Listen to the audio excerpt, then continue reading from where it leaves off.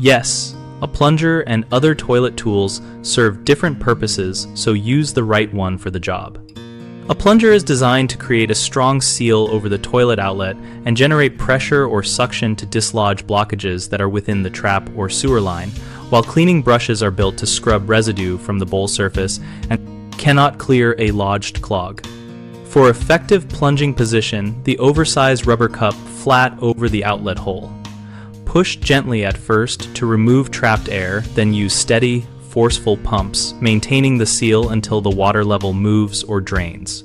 Choose a flange plunger for toilets because its extended rubber lip fits into the curved trap and maximizes pressure transfer, while a cup plunger works only for flat surfaces like sinks.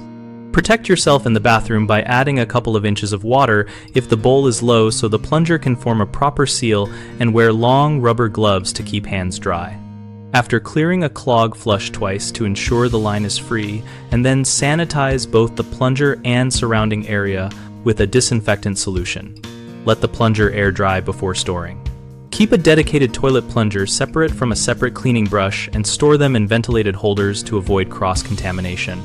People commonly grab a cleaning brush when the toilet overflows because they think scrubbing will fix a clog, but that only addresses surface grime and delays proper unclogging. Use a plunger instead and avoid wasting time. Another mistake is using a sink cup plunger on a toilet, which often fails to seal.